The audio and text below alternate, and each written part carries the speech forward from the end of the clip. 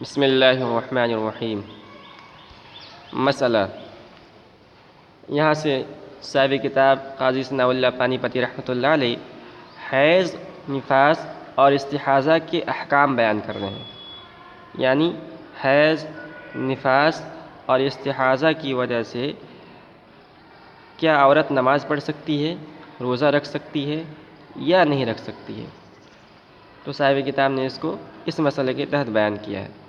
فرماتے ہیں مسئلہ، از حیض و نفاس نماز ساقط شود، حیض اور نفاس کی وجہ سے نماز ساقط ہو جاتی ہے۔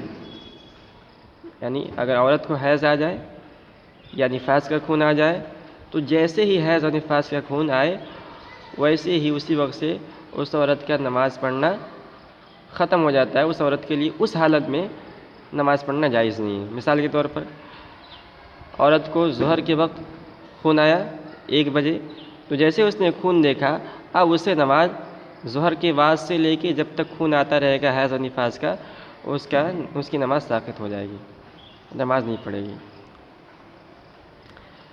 اسی طرح اگر عورت نے بچہ جنا اور بچہ جننے کے بعد خون آنے لگا تو جیسے ہی بچہ جنے اسی وقت سے اس کی نماز ساقط ہو جاتی ہے۔ اب اس کے لیے اس حال میں نماز پڑھنا ہے۔ ہاں فقہاء نے مسئلہ لکھا ہے کہ اگر عورت بچہ جن رہی ہے، بچہ کا سر نظر آ رہا ہے تو اس حالت میں تو نماز پڑھنا ضروری ہوگا، لیکن جیسے ہی بچہ باہر آ جائے اور نفاس کا خون شروع ہو جائے اب اس حالت کے اندر نماز پڑھنا اس کے لیے جائز نہیں ہوگا۔ از حیض و نفاس نماز ساقط شود، حیض و نفاس کی وجہ سے نماز ساقط ہو جاتی ہے۔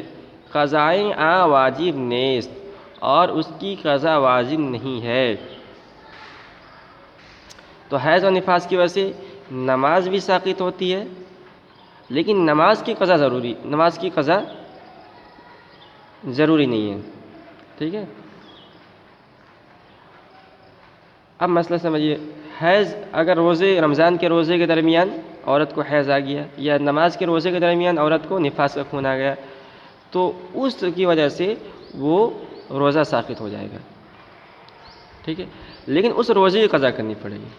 حیض اور نفاس کی وجہ سے نماز اور روزہ دونوں معاف ہوتا ہے لیکن نماز کی قضا واجب نہیں ہے، ضروری نہیں ہے، نماز کی قضا کرنی نہیں ہے مگر روزے کی قضا کرنی ہے۔ وہی کریں قضائے واجب نیست، اور اس کی قضا واجب نہیں ہے۔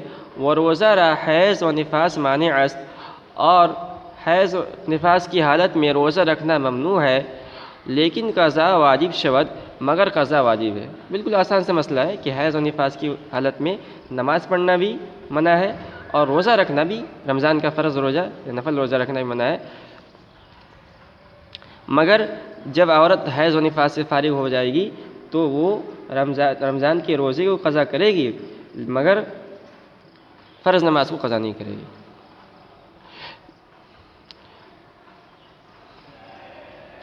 وجماع در حیض و نفاس حرام است، اور حیض و نفاس میں ہم بستری کرنا حرام ہے۔ حیض اور نفاس کی حالت میں مرد اپنے بیوی سے ملے، ہم بستری کرے، جماع کرے، یہ حرام ہے۔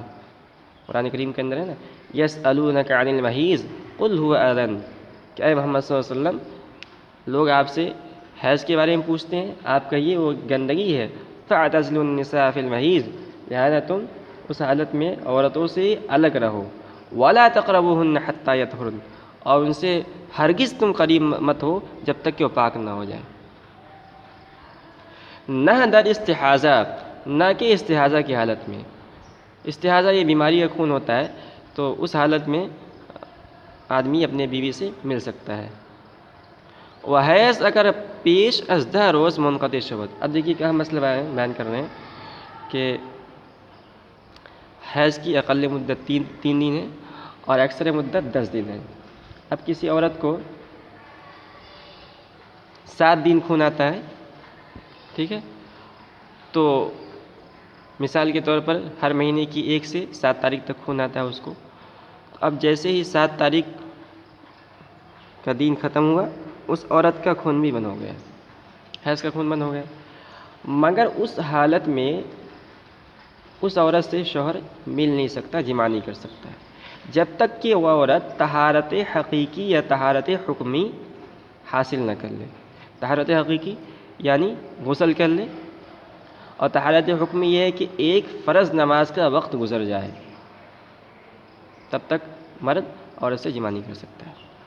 وہ حیض اگر پیش از 10 روز منقطع شود، اور حیض اگر 10 دن سے پہلے بند ہو جائے، بدون غسل کردن زن، تو بیوی کے غسل کیے بغیر وطی را حلال نشود، وطی حلال نہیں ہوگا، مگر آنکہ وقت نماز بگزرد، مگر یہ کہ ایک نماز کا وقت گزر چکا ہو۔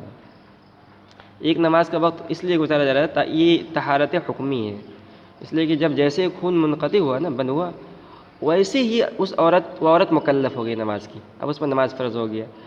اب جب ایک نماز کا وقت گزر گیا، تو اب اس نماز کی قضا اب اس عورت کے ذمے لازم ہو گئی ہے۔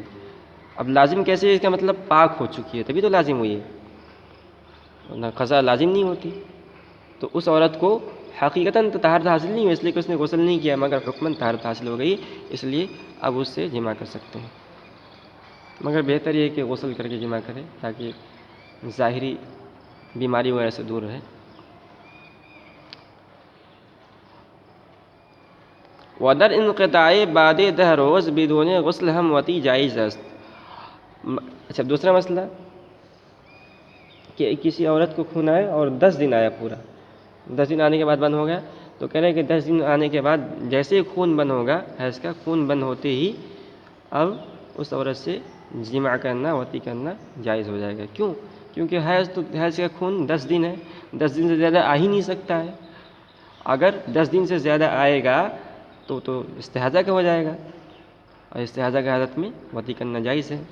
تو جیسے 10 دن ختم ہوا، ویسی عورت حکماً پاک ہو گئی، اس لیے اب اس سے وطی کر سکتے ہیں۔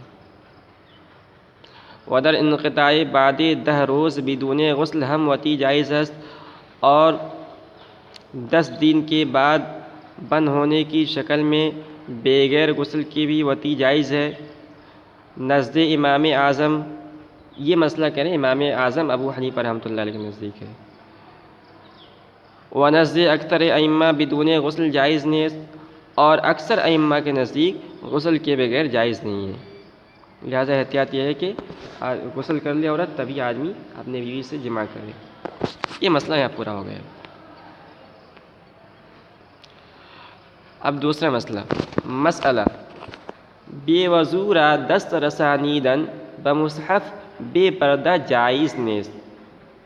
اب جانتے ہیں کہ قرآن کریم کو بغیر وضو کے نہیں چھو سکتے ہیں، لا یمسہ الا المطہرون قرآن کریم کے اندر ہے، اور یہ خبر ہے، اس کا مطلب یہ ہے کہ بغیر وضو کے قرآن کریم کو نہیں چھونا چاہیے، اس کی تفسیر یہ ہے۔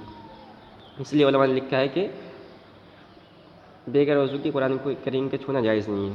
ہاں، اگر چھونا ضروری ہے تو کسی کپڑے وغیرہ کی مدد سے چھو سکتے ہیں، اسی مسئلے کو بیان کر رہے ہیں۔ بے وضو را دست رسانیدن بمصحف بے پردہ جائز نیست۔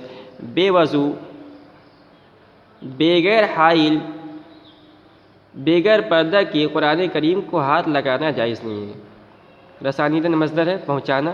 بے وضو را دست رسانیدن، بغیر وضو کے ہاتھ پہنچانا، بمصحف، مصحف قرآن کریم کو کہتے ہیں، قرآن کریم پر بے پردہ، بغیر کسی پردہ کے جائز نہیں ہے۔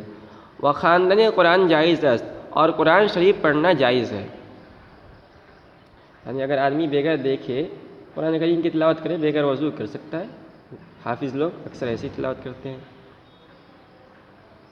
ودر حالت جنابت و حیض و نفاس خواندن قرآن ہم جائز نیست، کہہ رہے ہیں، اور جنابت کی حالت میں، جنابت یعنی ناپاکی کی حالت میں، ناپاکی کی حالت کا مطلب یہ ہے کہ اگر آدمی نے اپنی بیوی سے ملا، جماع کیا تو ناپاک ہو گیا، یا اس کو احتلام ہو گیا تو بھی ناپاک ہو گیا، اور عورت کو اگر حیض آ جائے تو بھی ناپاک ہو جائے گی، نفاس آ جائے تو بھی ناپاک ہو جائے گی۔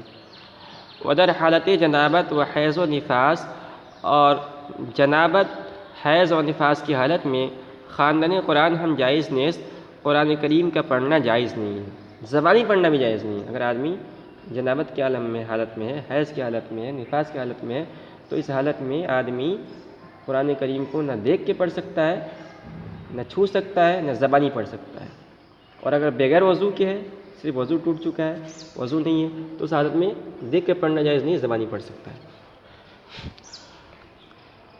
نہ در آمدنی بہ مسجد و نہ طواف کعبہ، اور اسی طرح حیض، نفاس اور جنابت کی حالت میں مسجد میں آنا و نہ طواف کعبہ، اور کعبہ کا طواف کرنا بھی جائز نہیں ہے۔ جنابت کی حالت میں ہم مسجد سے گزر نہیں سکتے ہیں، حیض اور نفاس والی عورت بھی مسجد سے نہیں گزر سکتی ہے، مسجد میں نہیں آ سکتی ہے، اور اسی طرح یہ سب طواف بھی نہیں کر سکتے ہیں خانہ کعبہ کا۔